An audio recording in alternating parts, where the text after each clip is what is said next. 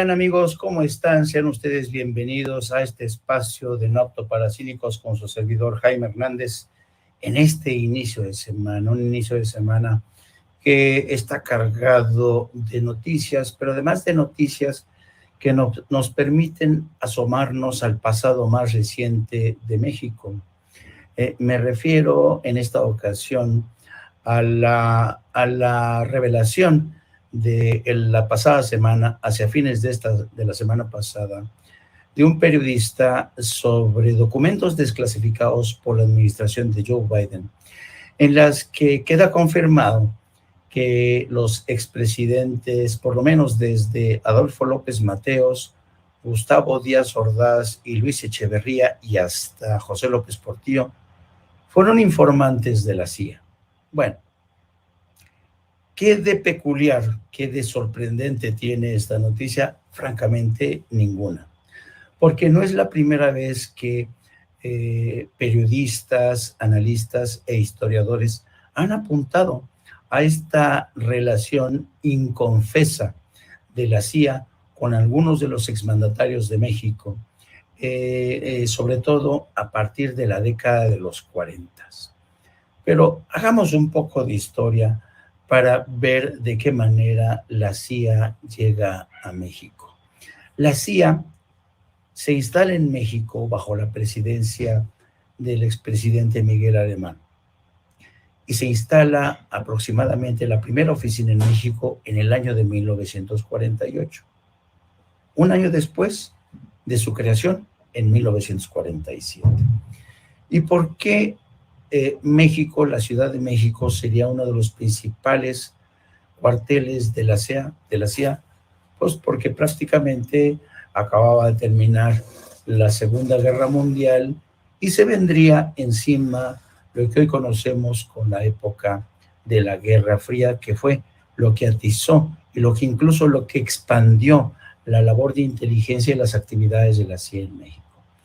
Pero vamos a recordar cómo pasado fin de semana medios de comunicación daban a conocer esta historia de cómo documentos desclasificados apuntaban ya en esta dirección. Yo no sé si el equipo de producción tenga la mención, por lo menos, de cómo trascendió esta noticia en la que se destapaba sobre todo a José López Portillo como uno de los activos de la CIA. Ahí lo tenemos.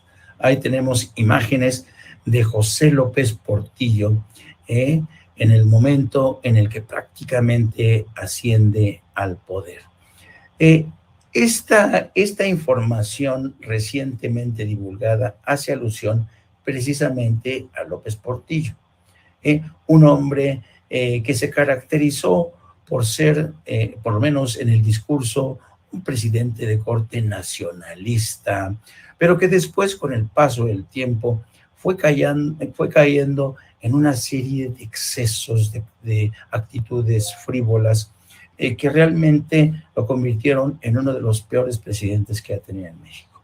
Pero hagamos un poco de historia y vámonos hacia atrás. Una vez que la CIA se instala en México, uno de sus principales jefes operativos se llamaba Winston Scott. Winston Scott era un personaje prácticamente de leyenda. Miren, aquí lo tienen en pantalla. Esta es la imagen de Winston Scott. Hay pocas fotografías que se conservan de este personaje. El legado de Winston Scott en México sería realmente arrollador. Y realmente ha sido el tiempo el que, miren, aquí tenemos la credencial de Winston Scott, como el Departamento de Estado lo acreditó como un funcionario del Departamento de Estado. Pero todo el mundo sabía que Winston Scott era el principal responsable de la agencia de la CIA. Bueno, ¿qué podemos decir de Winston Scott? Miren, Winston Scott, aquí lo vemos con el entonces expresidente Adolfo López Mateos, para que vean la relación, el círculo en que se movía Winston Scott. Winston Scott empezó a entablar relaciones con el expresidente Adolfo López Mateos Era una, digamos, Winston Scott era un hombre muy hábil, era un hombre que cortejaba a las mujeres y sabía de las debilidades de Adolfo López Mateos precisamente con las mujeres. Pero la pregunta es, la CIA, ¿para qué se instaló en México? ¿Cuáles eran los objetivos al instalarse en México, digamos, bajo la presidencia de Adolfo López Mateos? Antes que ningún otro historiador o periodista, hubo en México el que quizá ha sido uno de los grandes periodistas en México de investigación. Me refiero a Manuel Buendía. Manuel Buendía era un extraordinario periodista, un extraordinario columnista, un periodista fuera de serie, y fue un periodista que por primera vez se atreve a escarbar, a escudriñar el papel que tenía la CIA en México.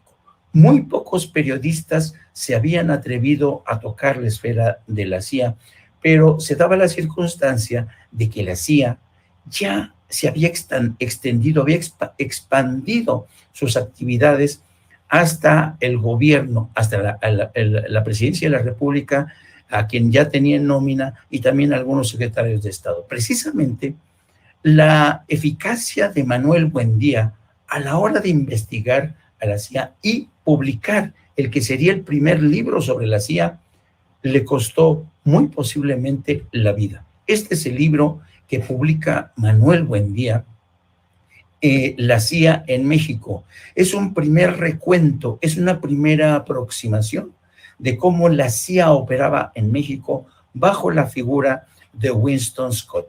Es aquí, en este libro, donde por primera vez Manuel Buendía hace una aproximación de cómo la CIA tenía contactos y espiaba a presidentes como Adolfo López Mateos. Estaban enterados de qué enfermedad padecía. Todos los teléfonos que tenía López Mateos estaban intervenidos. Se sospecha también que su residencia personal estaba intervenida. Y también, miren, la CIA, también cómo fue tras José López Portillo. Aquí se consigna en uno de estos capítulos de Manuel Buendía la forma en que la CIA fue detrás del expresidente José López Portillo. Este libro de la CIA en México de Manuel Buendía fue una primera gran aproximación, fue el primer gran angular que se escribió. Miren, aquí en este expresidente espiado precisamente se refiere a Adolfo López Mateos. Dice, en 1966 se ejerció espionaje telefónico sobre un expresidente de la República. Cuando el licenciado Adolfo López Mateos se hallaba gravemente enfermo, fueron interceptadas conversaciones telefónicas de su secretario particular, su esposa, su hermano y el médico principal que lo atendía. El intenso sufrimiento del expresidente por sus dolores de cabeza, visión doble e impedimento para mantenerse en pie quedaba descubierto, queda ilustrado en las transcripciones que existen sobre esas conversaciones telefónicas. Se trató, pues, de una brutal intromisión en la vida privada del ex jefe de Estado. Las consecuencias políticas de este hecho no están claras todavía, pero se pueden formular tres conclusiones preliminares. Una, muy obvia y preocupante, es que existen personas capaces de poner en jaque a importantes personajes del sistema. Después de esto, ningún ciudadano puede sentirse a salvo de esta terrible violación de sus derechos.